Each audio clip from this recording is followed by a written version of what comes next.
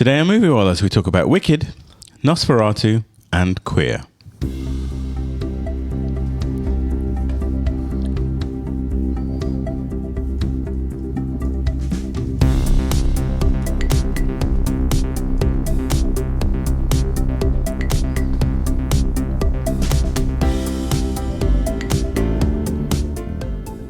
It's time for Moviewallas. Hi, this is Joe. Hi, it's Rashmi. And Yazdi as well. Moviewallas is your weekly dose of film reviews, movie news, and general banter in theatres, on DVD, online streaming, or in the back of an airplane. If you love the movies, this show is for you. Happy New Year! Happy New Year. Feliz Navidad. Prospero año felicidad. You are very impressive with your Spanish, Goodness Yazdi. me, Yazdi. I love it. Is that really just Duolingo? It is just Duolingo. It's so good. So impressed. So good. No, it is. So we have to tell everyone that Yazdi was our translator No. Oh, goodness. on our recent fun He was trip. our full-on interpreter. No. Full on. Full-on interpreter. We were very impressed, You need Yazdi. someone to get you around a Spanish-speaking, Spanish-language country. Yes. This is your guy. I was really impressed. Well, anybody can fumble through. I think I've realized that most people will be just happy if you try. Yes, Well, no, that's I'll true. do like buenos dias and gracias, but that's where it ends. It's really, and it's so unfortunate. So let's talk about it. We three, plus three of our friends, took a trip to Mexico City. Mm-hmm. Rashmi and I went a couple of years ago and fell in love with Mexico City.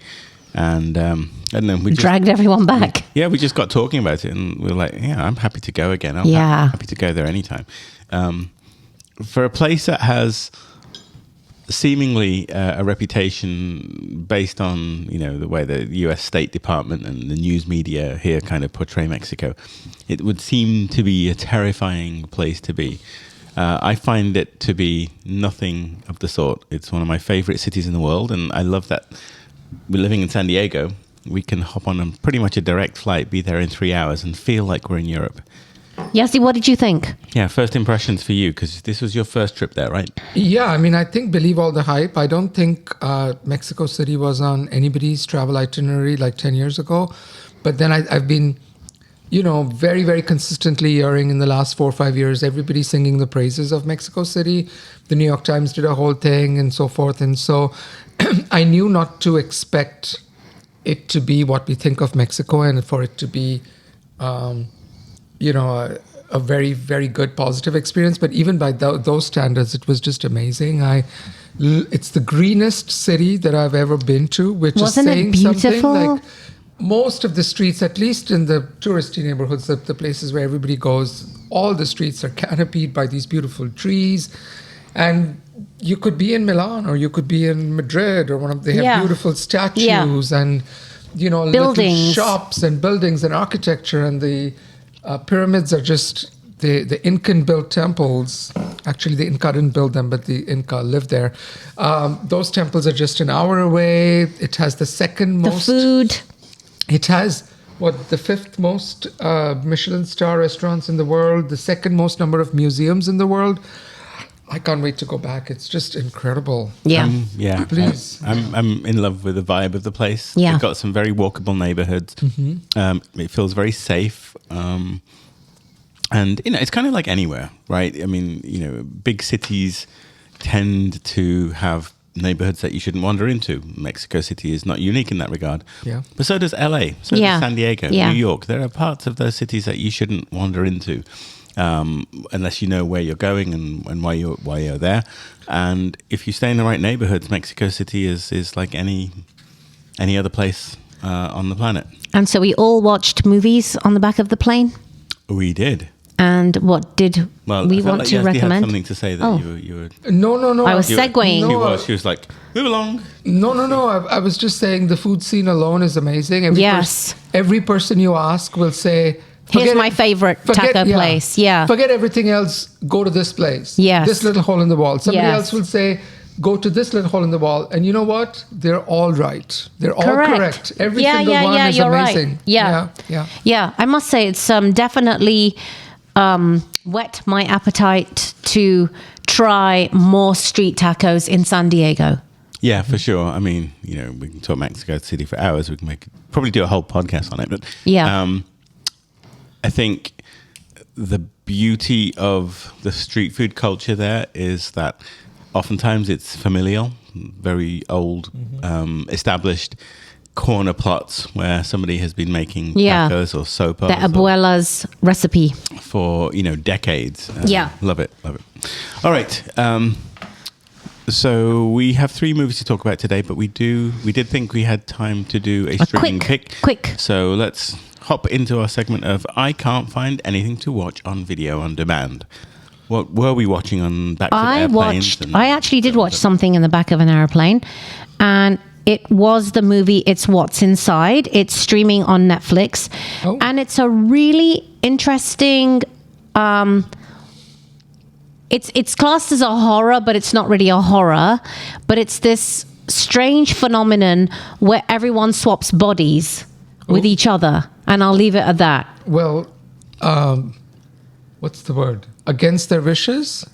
No, they consent. Oh, they do consent. They consent, but it's what plays out as a result of them swapping bodies.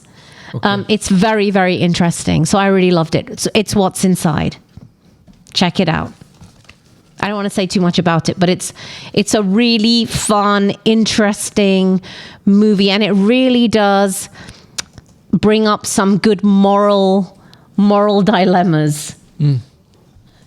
Because you are someone else in someone else's body. I know, I love it. Yeah, it's very good. Yazdi, what did you watch?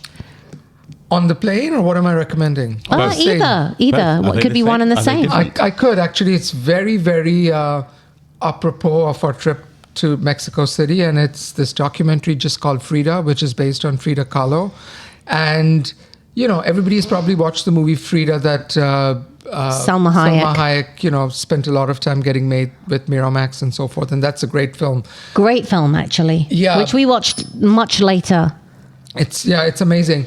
This particular documentary, it's only an hour and a half, but it's a marvel because there are virtually no talking heads. The entire documentary is reconstructed from audio recordings of Frida Kahlo, from her notebook entries, from film clips, from archival footage, and beautiful, beautiful, beautiful animation where a lot of her paintings come alive. And you almost feel like you're hearing her talk, because you are hearing her talk. Obviously, somebody else is voicing it, but I don't know, it just zips by so quickly, and you kind of. My big complaint about biopics and so forth is, am I coming out at the back end knowing more about that person than I did going in? And I definitely did with this particular documentary. It's and is it in the Spanish language, Yazdi? Overdubbed or? Yes, it is in Spanish language, but with English subtitles. Okay. And it's streaming right now on Amazon. It's just called Frida, Frida. It's a 2024 documentary. Okay, very good. Wonderful. And how did that enhance your experience of when you went to the Frida Kahlo Museum? Did it, or? I thought I was better prepared for it because, and this was in the movie as well, but, a lot of her life was colored by this horrible accident that she had. And it kind of crippled her, and she was in excruciating pain for most of her life. And that kind of went into a lot of her paintings. But to hear her own words about describing it, like at different points in her life when it kind of when it got the better of her versus when she kind of prevailed, it was great. And I also love that her diary entries are so, there's no guilt associated with it. She and Diego Rivera had this very tumultuous relationship. They played famously by Javier Bardem, right? In the original. Yes. Yeah. And they separated and they got together, but each one had multiple affairs with other people. And there is not a shred of guilt on her part. She feels like the reason why she's the face of Mexico and she feels so contemporary is because she was so modern for her time. Right. And I'm not at all saying everybody should practice infidelity, but she was just kind of her own person, and she refused to be bogged down by cultural mores. So it's lovely. It's just an hour and a half. Okay. It's magical. The animation is beautiful. Oh, it has animation. It has animation You were because just saying that about the paintings. Oh, because the paintings all come to life. And, I didn't. they're beautiful. Sorry. Yeah, it's wonderful. Joe. So over the holidays, Rashmi and I normally pick a show to binge. We're at home, we've got lots of time, and we decided to start watching the Netflix series No Good Deed. That is not my recommendation. Yes. That's all I'll say about that. I don't think it's horrible, but I feel like that was... in fact, we haven't even... It's the one with It's a wonderful Lisa cast. Kudrow and Ray Romano and a whole bunch of we others. haven't got to the end of it yet, but we didn't... But we don't care. We didn't find it terribly compelling. Yeah. It's about the house, right? It Yes. is. Okay. Yeah. Yeah. So again, I think, the reason I mentioned it at all was about 4 episodes in, we kind of looked at each other and we were like, should we switch to something else? Because it wasn't kind of floating It wasn't our boat. compelling. The show that we switched to is season 2 of Bad Sisters, available on Apple TV. Now, Bad Sisters came out a couple of years ago. Very well crafted, kind of comedy drama. It's very, very black in its tone and humor. Very, I say British, but really it's very Irish in its sensibility, and it was just a really fun time. Season 2 elevated. Yep. It took a couple of episodes to get in, and notwithstanding one particular character who feels a little bit forced and uncomfortable in her cast, the sisters are back in full-on form. This made me laugh. This made me cry. It's both the funniest and most touching thing that I feel like I've seen in a long time. Because So it brings all good. those elements together. Performances are fabulous. If you haven't checked out Bad Sisters, please do. It's a real treat. And it's on Apple TV Plus. It's on Apple TV Plus, yeah. So It's so good. Apple TV Plus is a streaming service that maybe not everyone has. I get it free with Apple Music, that I'm still using on student discount. But I did do a coding class last year, which qualified me. So I'm basically, we're just watching a few shows on that, and then I'll turn it off. But really, really wonderful show. Very All right, good. so let's wrap it up. Rashmi, your pick was?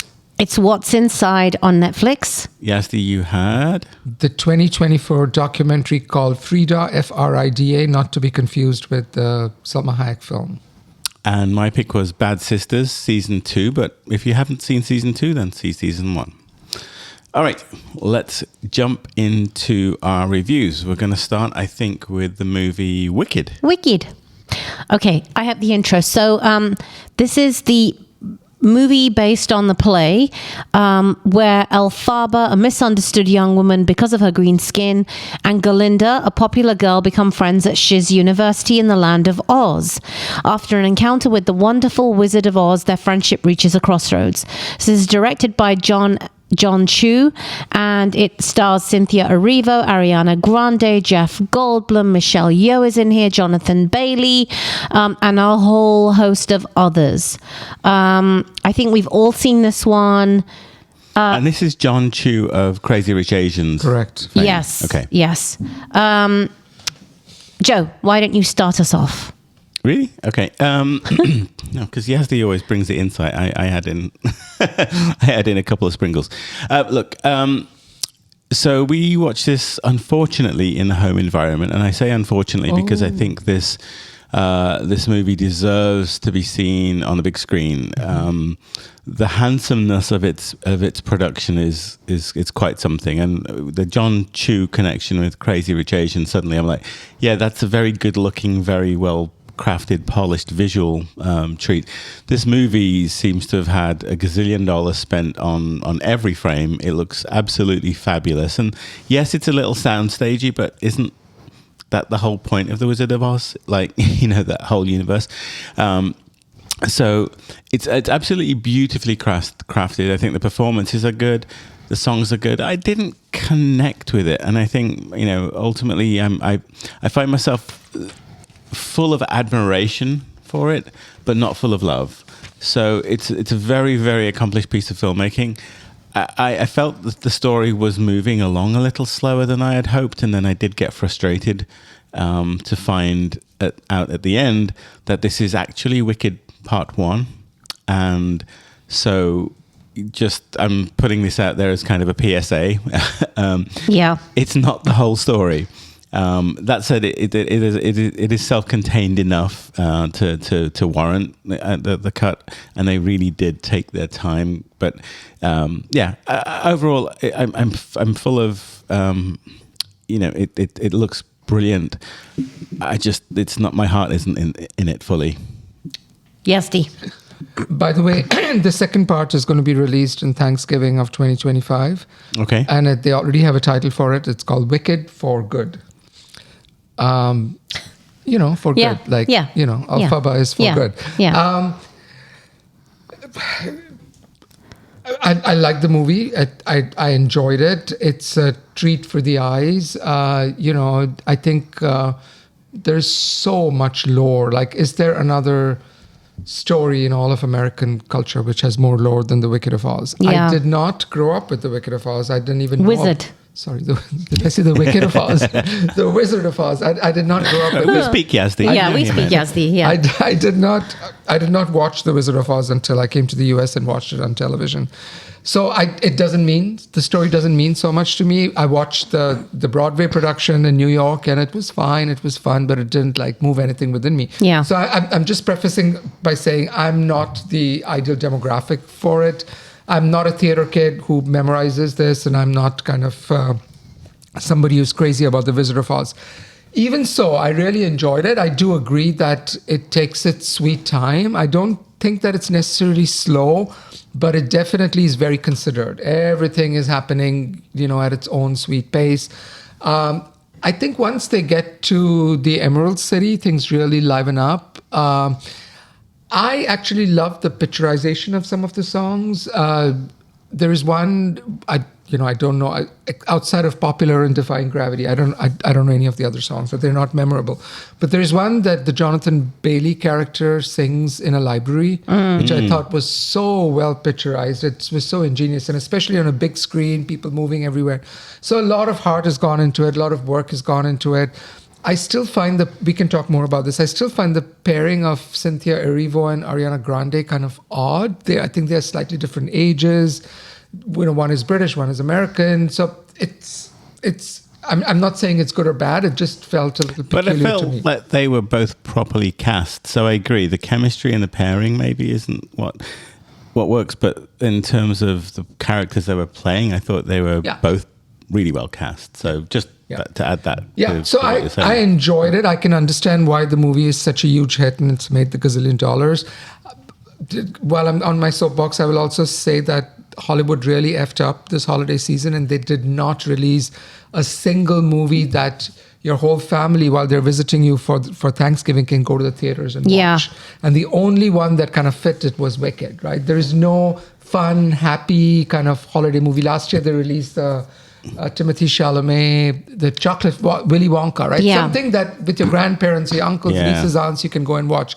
They didn't release anything this year, so the Christmas Day release was Nosferatu, which we'll talk about next. Yeah. But And I'm not Baby taking Grandma to Yeah. that. Right. So anyway, I liked it. Yeah, it's good. Okay, I'm not a huge musical fan. I think if you love Wicked, the musical, then you will love the film because it's bringing to life, like you said, Yazdi, all of those scenes that you normally see on a stage, and the production is magical in this movie. I think it's terrible that a play that's 2 hours and 30 minutes has been made into half a movie for 2 hours and 40 minutes. That seems like a ripoff, and this is just Hollywood trying to cash in. I think this is really, really awful. I didn't enjoy this. Really? I actually fell asleep. I don't know if that was because it was a late night and I'd been watching, it's that time of year when we get a ton of the screeners, woe be us. No, it's a good problem to have, but we're watching a lot of movies at this time. But I literally fell asleep after about half an hour. It was just really dull for me. And I did grow up with The Wizard of Oz. And not only did I grow up with The Wizard of Oz, Yazdi, unlike you, but I love The Wizard of Oz. I am a complete Wizard of Oz fan. So this just didn't, like you, Joe, I just couldn't connect with this at all.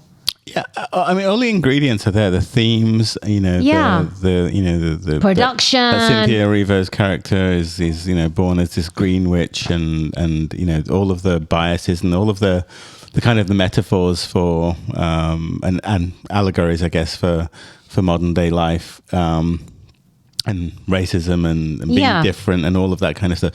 That all kind of sits there, kind of buried. But I want this stuff to kind of move me more. I need to feel a little bit more sympathy for the plight of somebody who is different, and it doesn't bring that out in me for some reason. I don't know why, but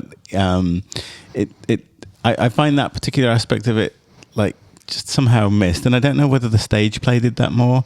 The songs, I agree, Yazdi. And Joe, we have to preface, we've not seen the stage play. No, but the songs, Popular is a lot of fun. That whole scene actually did have me belly laughing. It's really well done.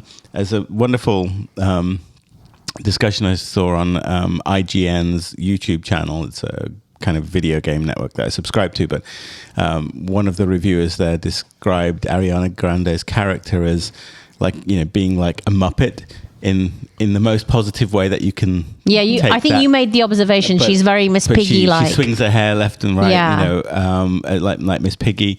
I think Cynthia Erivo, plays the broody kind of talented but misunderstood person. There's some very, very moving scenes. I think there's the prom scene or the ball scene, whatever that particular is, and I did feel some of that, but it's just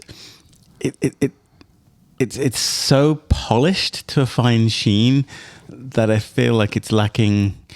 That's where the focus was of the filmmaking, was in producing this beautiful gem of a thing, but. It is a bit overproduced, so it almost tips over into looking like plasticky because it's so polished. Yeah, and there's some scenes which look they want to create this verisimilitude, but they almost do too much of it, and it has the opposite effect.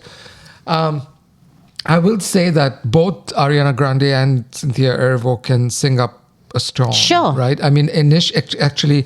At the theater that we saw, it was an IMAX at the Edwards in Mira Mesa the screening was.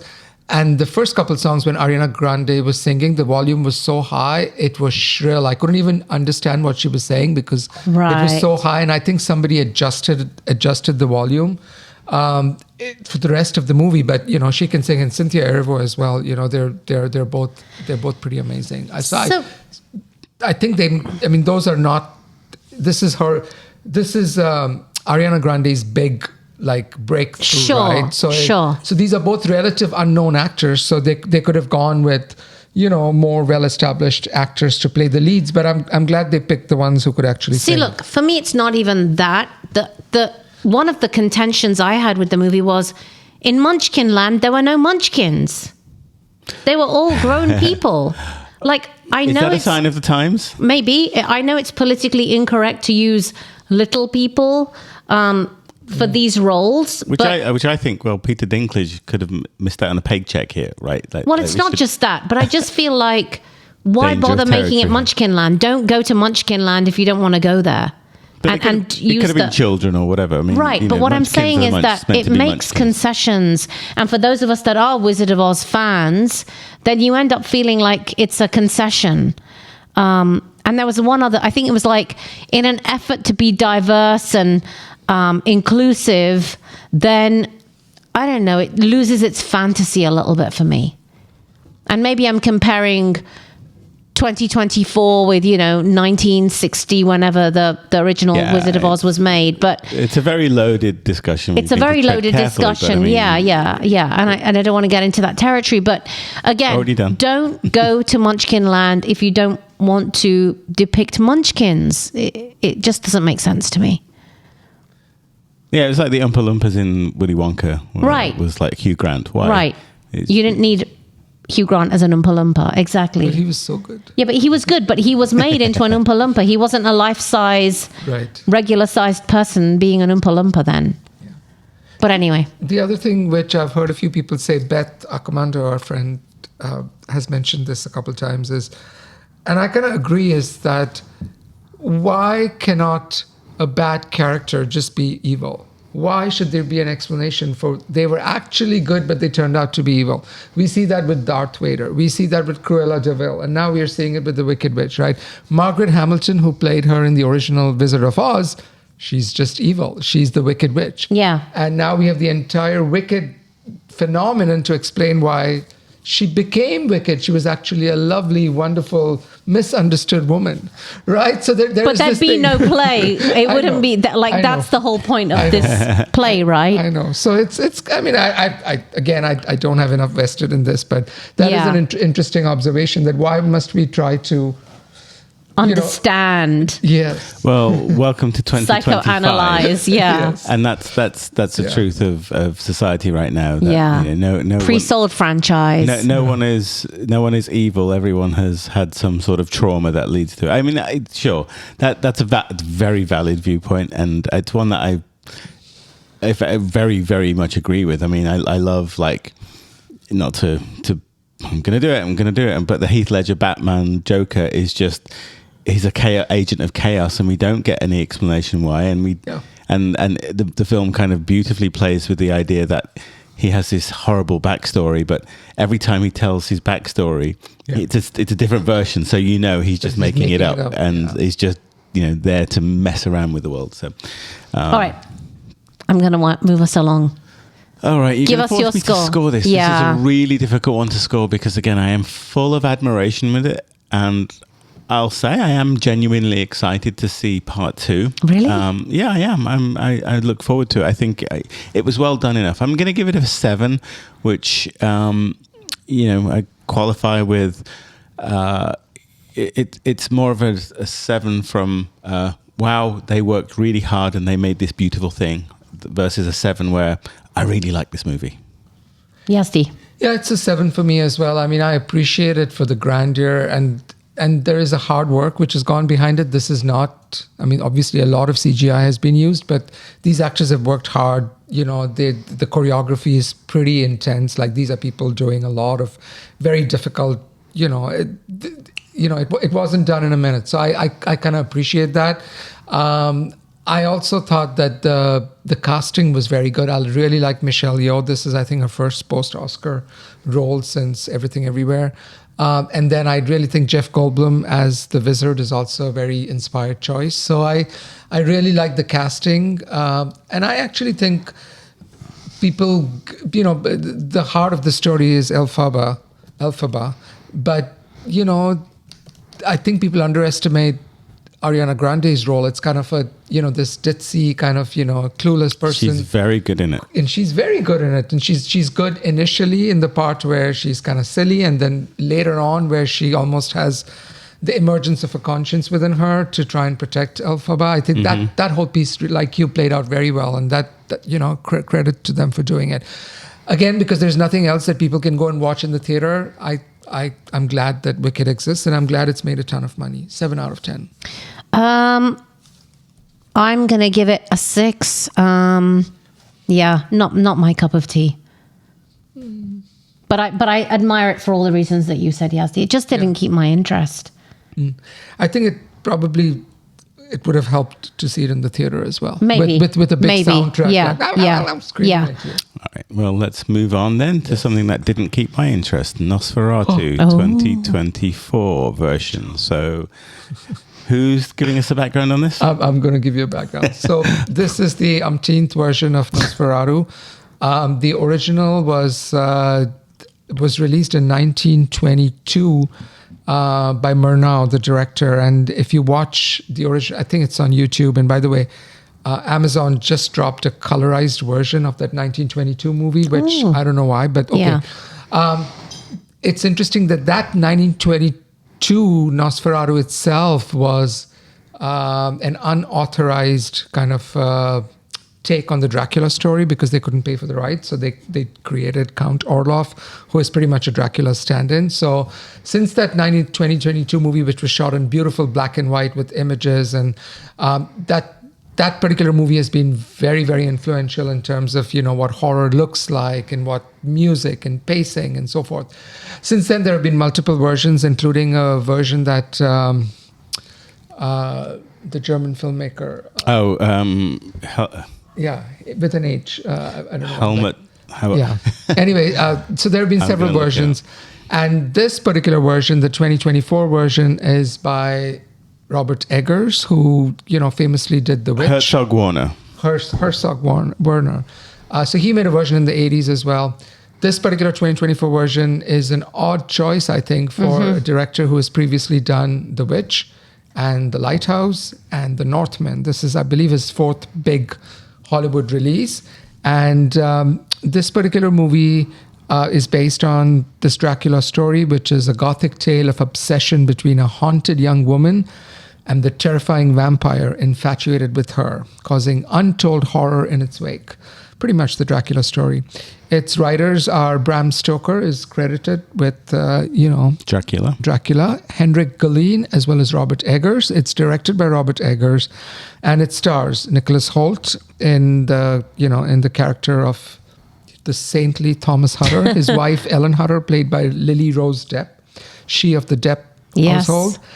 Count Orlok himself is played by Count Orlok. The Dracula stand-in is played by Bill Skarsgård. And then we have Willem Dafoe, Emma Corrin, and Aaron Taylor-Johnson kind of rounding this off. This was Hollywood's Christmas release with a lot of fanfare. And I know a lot of horror fans who were very, very anxious to watch this movie. I think we all saw it together in a theater for a screening. No? Okay. That was your other podcast friend. Yes. Oh, that's my other one. No. Yes. But it's interesting. This particular version of Nosferatu is 2 hours and 12 minutes long, whereas the original 1922 was a crisp 90 minutes.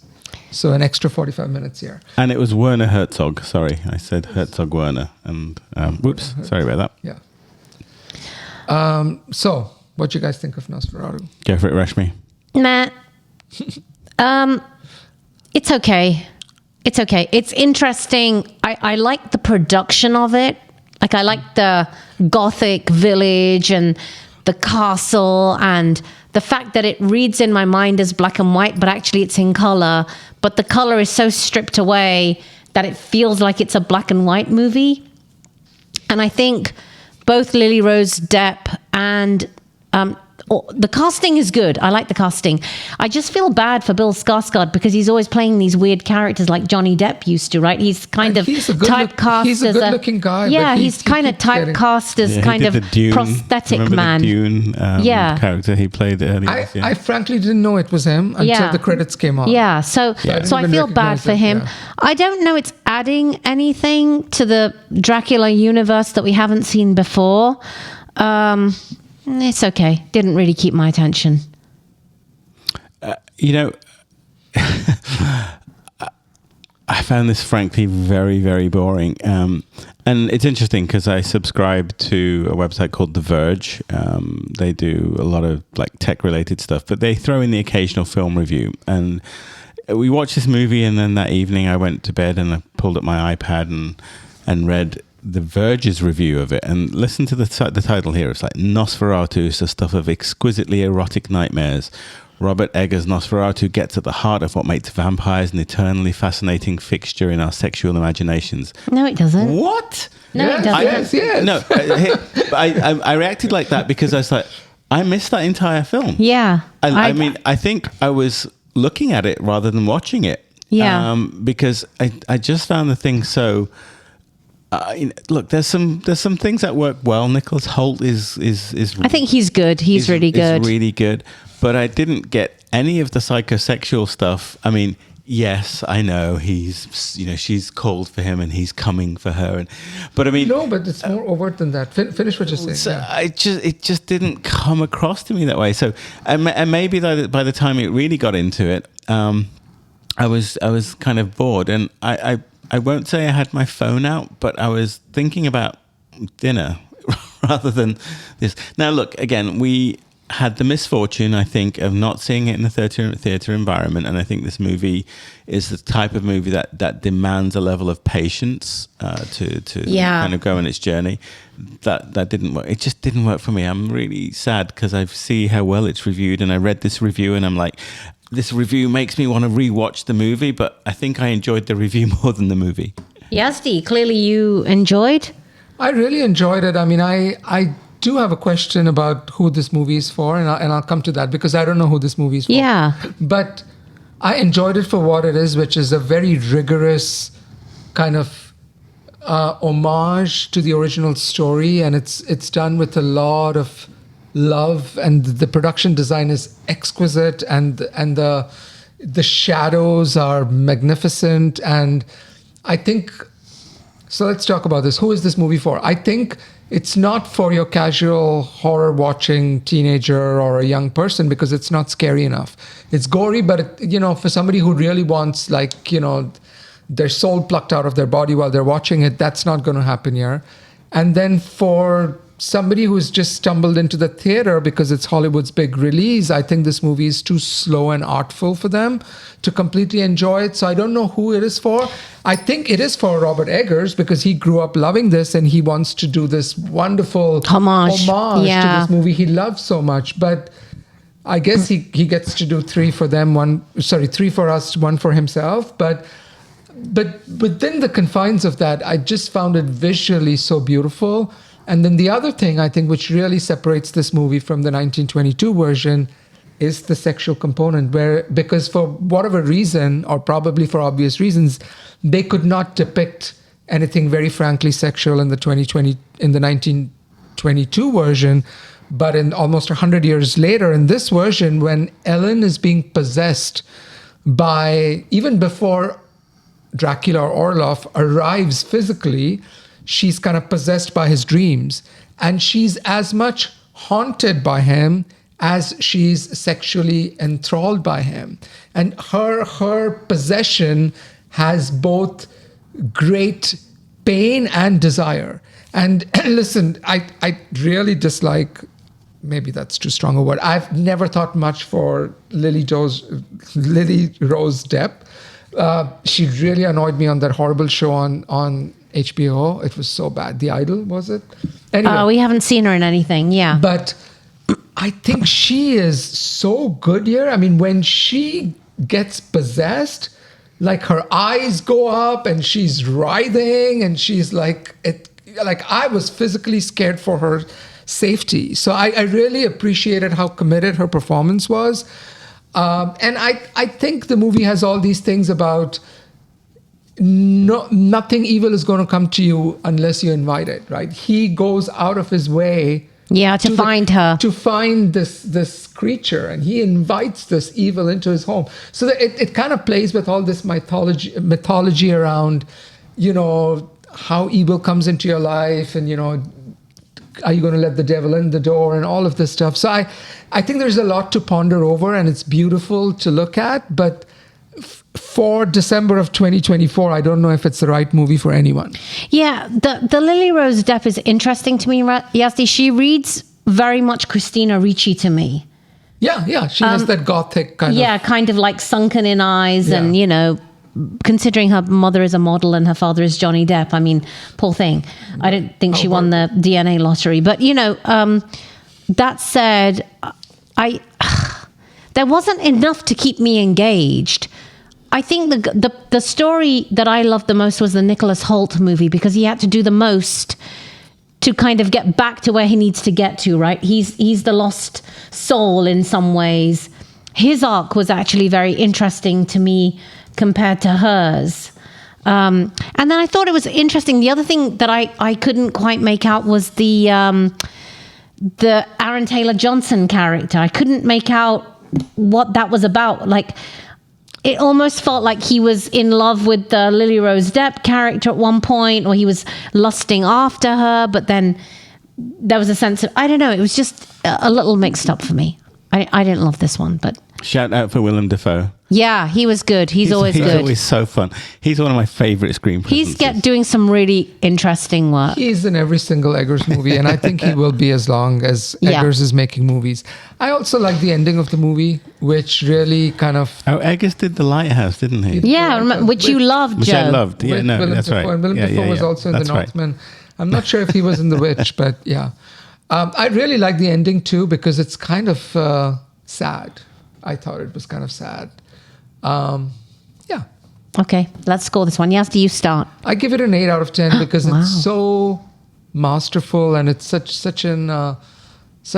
you won't find a bad shot or a bad sound design or bad, shot in the movie. It's all done with It's a lot beautiful. of love. Yeah. And I just think Eggers makes such amazing original movies. I can't wait for his next movie. I mean, I love The Witch, Northman, and Lighthouse. The Lighthouse. I can't wait for him to do his original stuff. This to me seems a little bit of a step back, but if he needed to kind of, when he has the money and when Hollywood is at his door, if he wants to do one for himself, then good for him.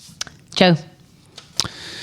Too much of a slow burn for me. I just didn't find it interesting. And, again, like I said with Wicked, this movie does get some admiration from me in terms of the filmmaking craft. I mean, its late December release is purely an awards season play.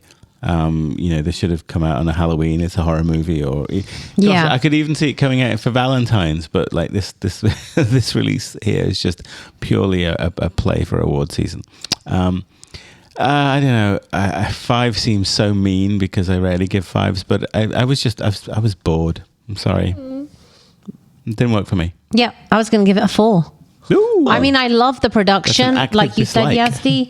Yazdi. Love the production. Love the way it's filmed. It's beautiful to look at. There's some really good acting in it, but it just didn't hold together. So 4. that's too bad. Yeah. 4, 5, 8. That's Yeah, the most, that's a lot of most divergence. we've had in a Yeah. while. It is, yeah. Gosh, we're not often that Yeah. scattered these Yeah. days. All right, then movie number 3 of the week is the movie Queer, and I'm going to introduce that. This is the second movie of 2024 released by director Luca Guadagnino, who we saw earlier this year with the wonderful, the fabulous Challengers, which, we haven't talked about top 10s for the year, but it's going to be up there. I knew it was when I saw it, and I knew it. And it's still there as we kind of the sun sets on 2024 and we go into 2025. The synopsis here reads, it's 1950 and William Lee, an expat in Mexico City, spends his days almost entirely alone except for a few contacts with other members of a small American community. His encounter with Eugene Allerton, an expat former soldier new to the city, shows him for the first time that it might finally be possible to establish an intimate connection with somebody. The movie has a wonderful cast. Daniel Craig is in the lead role. We have Drew Starkey, Jason Schwartzman, Leslie Manville in here as well. Those are the top billed ones on Rotten Tomatoes. Is there anyone else I should mention, Yazdi, No. or Rashmi? No. But obviously, many other actors in this movie. I'm excited to talk about this because it is Luca Guadagnino, and he can be hit or miss, but I think he's more hit these days for me. What did you guys think of Queer? Because I have not seen Yazdi, it. you go first. Yeah, I can talk about this for an hour. I'm going to repeat exactly what I said. It's very interesting that we're talking about Queer right after Nosferatu, because I think Nosferatu is an example where Robert Eggers made a remake of a film that holds a lot of meaning to him, and he did it wonderfully, and it's okay. I love Guadagnino. I think Queer is a movie that he did for himself that is a giant WTF for everybody else. I really dislike movies where you need to do your homework, otherwise the movie will make no sense. This movie, if you go in to watch it blind, Guadagnino is incapable of making a bad-looking movie. It's a beautiful movie to look at visually, but it literally makes no sense. It's odd and hypnotic, and of course, after I came out of I knew a little bit about it when I came out of it. I read a little bit more, and the movie makes a lot more sense. But I really, again, I have to ask even more so of Luca Guadagnino, why did you make this movie? Because it's not furthering a cause. It's probably a piece of work so it's based on an unfinished book, which was semi-autobiographical, written by William S. Burroughs, who was a beatnik writer in the 70s. He was very, very big, along with, all the other, like, what was his name? Mingle and other people who wrote at that time. And he wrote The Naked Lunch. He wrote a lot of other books, but he wrote this novella. Mm-hmm.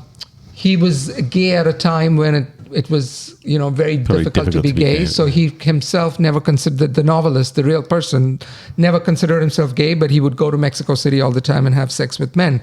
And this kind of novella that he wrote, which again is unfinished, was about that experience. And it was published as an unfinished novel, which, a lot of people who are fans of Burroughs, who are fans of that period of writing from the 70s, they hold it close to heart. So clearly Guadagnino does as well. And he made this movie version of it, and he's filled in the gap. So his version. He's used it as a license to fill in the last act of the movie. But again, I shouldn't have to know all of this in order to even understand the movie. Right. So there's that. So what did you think, Rashmi? So it's interesting that I was watching this before we went to Mexico City, and that made me excited that it's set in Mexico City. So that was lovely. I actually nominated Daniel Craig as Best Actor during our San Diego Film Society. Film Critics Society. As Best Actor. I think he is tremendous in this movie. But my God, Luca Guadagnino likes a lot of sex. He really likes to portray man-on-man sex. This is kind of like a bad version of Call Me By Your Name meets A Single Man. If you mix those up in a bowl, but it doesn't have the emotional heft of either of them, and it doesn't have a good enough arc around the actual storytelling. But my God, Daniel Craig is exceptional in this movie. I thought he was amazing. I thought he played a gay man really, really, really well. But it doesn't. It feels when you finish the movie, you kind of think like, well, what did I just watch? It's more ethereal and a feeling and a sense. And I agree with you, Yazdi. I didn't do any reading around this at all after the movie. But I enjoyed it in the moment. But again, I think the performance was far superior than the movie as a whole. And it certainly didn't have any bite-like challenges. Yeah, I mean, I didn't even think Craig's performance was exceptional. I mean, are we lauding him just because he's a straight man who's playing a gay character? Yeah, why not? It's not the 80s. I mean, we're past that. Like, anybody can kiss anybody else in front of the camera, and he shouldn't be exalted just because I think there was more than just kissing. He's simulating having sexual acts done with another man. I mean, I don't think that makes him a good actor. I mean, I admire his commitment. He's especially coming straight out of Bond, right? Yeah. This was the last.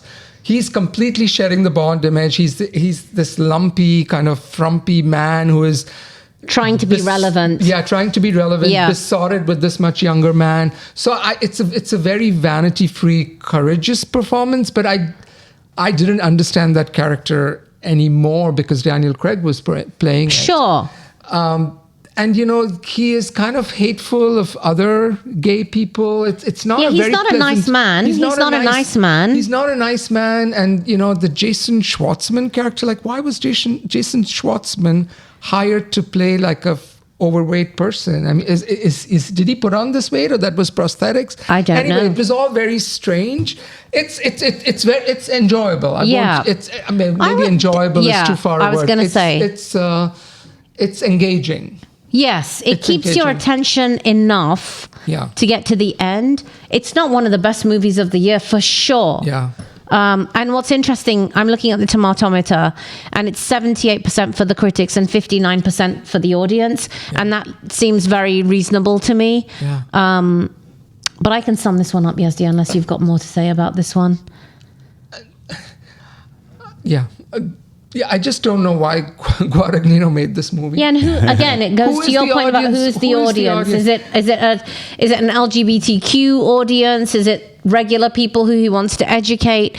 I mean, go watch A Single Man. That's a far superior movie, which has very similar themes about an older man. That's a Tom Ford movie. That's the Tom Ford movie, correct? With Yeah, with Julianne Moore and others. And Nicholas Hoult, a very young Nicholas Hoult. Yes, but. And I want to give credit to A24 because God knows they put this movie in the theaters and it's still in the theaters, and this is a very hard movie to sell, I think. And I think a lot of people, all they knew was it's Daniel Craig's next movie, and they went in and they were probably like, "What's going on?" I think the title would maybe give that away. But Yeah, it could be more obvious. Yeah, the music is great. The Mexico City that you see, it's not the real Mexico City. No, Some of course. stage design version of Mexico City. And we'll talk about our next podcast, which for another movie, which is also kind of a little bit based in Mexico City, which is not actually shot in Mexico City. But anyway, so I mean, visually, the colors are popping, but he's just poor company. I thought the whole movie is about the Daniel Craig character, and he's just a self-loathing, kind of sad little man who kind of, I don't know what he's looking for. So anyway, it wasn't, I mean, I'm glad I saw it, but I don't want to watch it again. And please watch Challengers, which is like 5 times more accomplished. Or A Single Man. Which is beautiful. Yes. Okay. Score. 6 out of 10. I liked it more than Nosferatu. And about the same as Wicked. Really? But I really did like Daniel. I really did enjoy Daniel Craig's performance. Yeah. Otherwise, I would be giving it less. He didn't do much for me. But for me, it's a 6.5, which I'm going to back down to 6. Same score, yeah. I mean, I give them credit for trying to fill in the gaps, and kind of the ending is kind of strange. And that last act that I understand is not in the novel, but that he put in, is a proper fever dream. It's a proper fever dream. It's like 45 minutes of this character being on drugs. And he's in the jungles. That's right. He's in the jungles of South America, and he's hallucinating, and he meets this woman, an unrecognizable Leslie Manville. Yes. And just weird stuff is happening. And I'm like, if you're going to go for the fences, go for the fences. Go for it. So I appreciate it, but I don't love it.